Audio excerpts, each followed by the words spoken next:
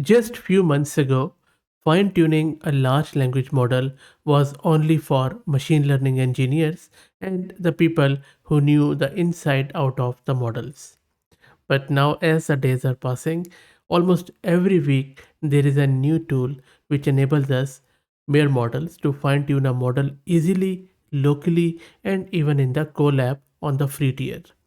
LLaMA Factory is one such tool which allows us to easily and efficiently fine tune the large language models. Not only that, but you can use various techniques to fine tune the models, including reward modeling, SFT, DPO, ORPO, and the list goes on and on. And it only um, not only supports the models which are known, but also 100 plus model, and that list is growing very, very fast. Another great thing about it is that it is free, open source, and the license is Apache license, which is always great. By the way, when we say fine tuning a model, what it means is that it refers to the process of adjusting a pre trained or base model's parameters to fit a specific task or data set, improving its performance and accuracy. This involves feeding the model a new data set and adjusting the weights and biases to minimize the difference between the model's predictions and the desired output. This process allows the model to adapt to the new task or dataset without starting from scratch.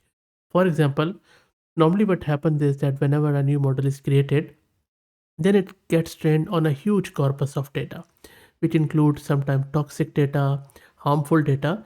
So after a model's pre-training or the training, what happens is it is fine-tuned with safety alignment, or it gets trained on a data set which ensures that model avoids answering in a harmful or toxic way. But still, of course, this is not a perfect solution. So sometimes model does respond with the harmful content. Anyway, that is discussion for another time. But now we know what fine tuning is, why it is needed, and then we have this LLaMA Factory, which is a tool that enables us to fine tune lots of model easily and freely from our own systems or even in Colab or from the bigger servers if you have a uh, more pressing needs. So LLaMA Factory enables you to fine tune over 100 models efficiently. You can employ methods which I mentioned, ORPO, DPO, PPO, and it also supports 16-bit and 32-bit full tuning and low rank adaptation adjustments with options for 2, 4, 8-bit QLoRa to reduce GPU memory usage. I will drop the link to its GitHub repo in video's description, and you can yourself read through which options are available, and there are a lot of them. And if you want to know which model it supports models like various flavors of LLaMA, LLaMA 2, 3, Lava, Mistral, Mixture of Expert, Quen, G, Gemma, Baisha, Chat, GLM, 5, and the list goes on and on. And then it also supports advanced algorithms like Galore, BADM, Dora, Long LoRa, Llama Pro, Mixture of Taps, LoRa Plus, Loft Q, Agent Tuning. It also have lot of good stuff happening like flash attention, unsloth, rotary positional encoding scaling, RS LoRa, and then the list goes on and on. You can also embed monitors like TensorBoard, WAN-DB, MLflow, and you can also do faster inference with Gradio, with CLI, VLLM, and the list goes on and on. I'm not going to go into that detail, but let me now show you on a free Colab as how you can fine tune a model. So as you can see, I'm already logged into my Colab, and then simply go to runtime, select your free T4 GPU from Google.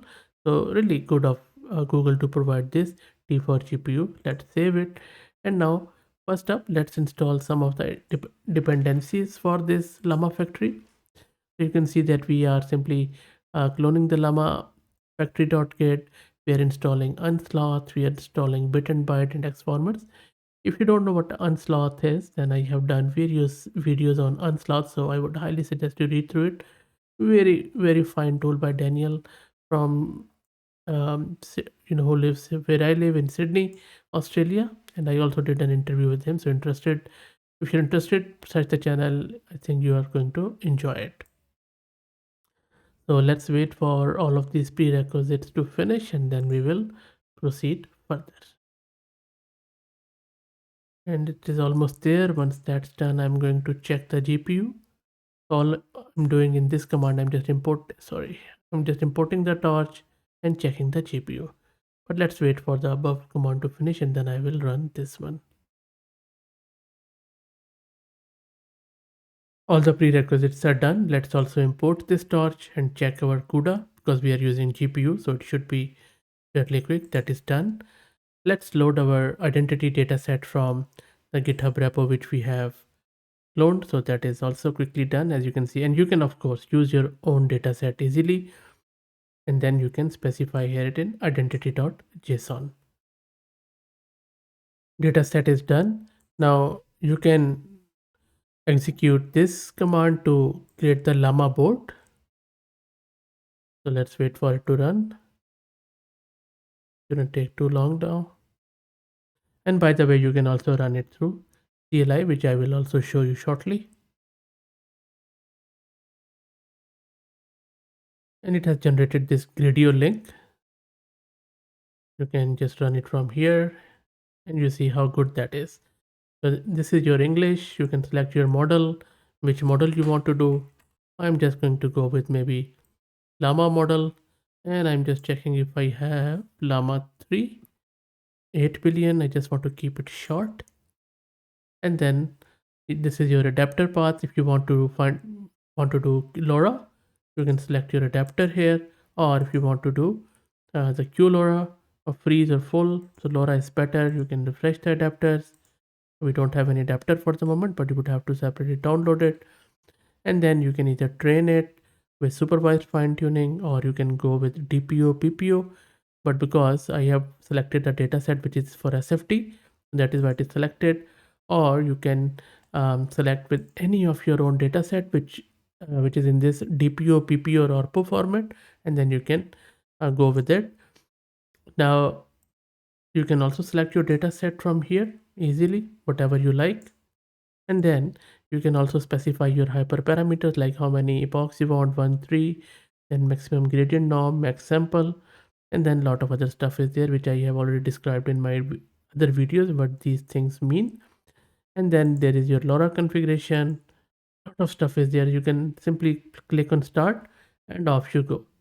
But I'm not going to go with this one. I'm just going to show you the CLI one now. These are the CLI commands, as you can see.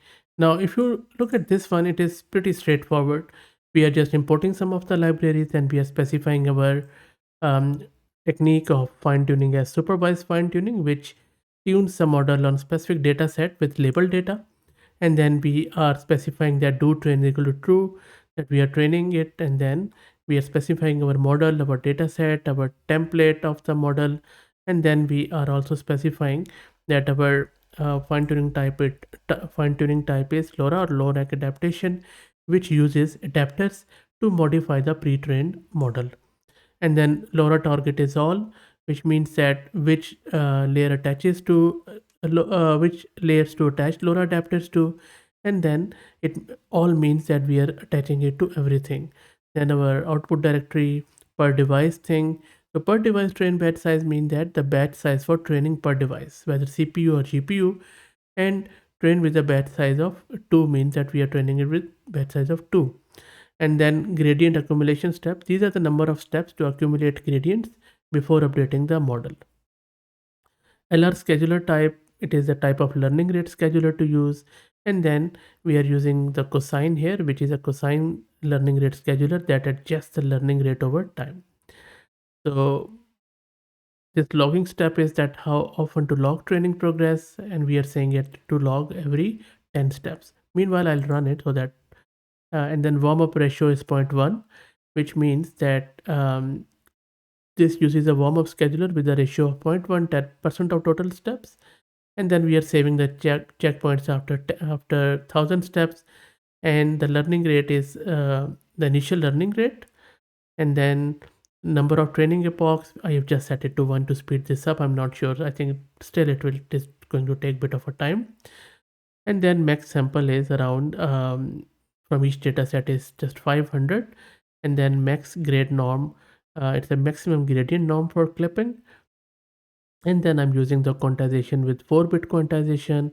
And then towards the end, LoRa plus LR ratio is 16, which primarily means the ratio of LoRa plus learning rate to the base learning rate. So that's it for this, but let's see, it is training. As you can see, let me scroll down to see what is happening. It is loading the model, which is 5.7 gig. This is the pre-trained model, the base one. Once that loads, because then it starts training with our data set by using the adapter. So it is almost loaded. There you go. And then let's wait for the training to begin.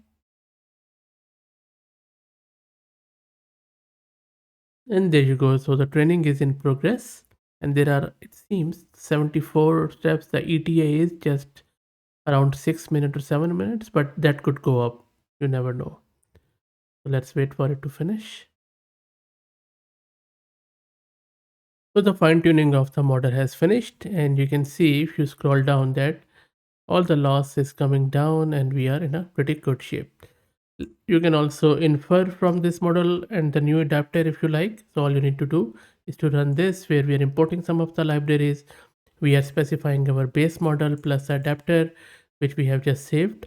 And then we are specifying LoRa. These are the just chat templates.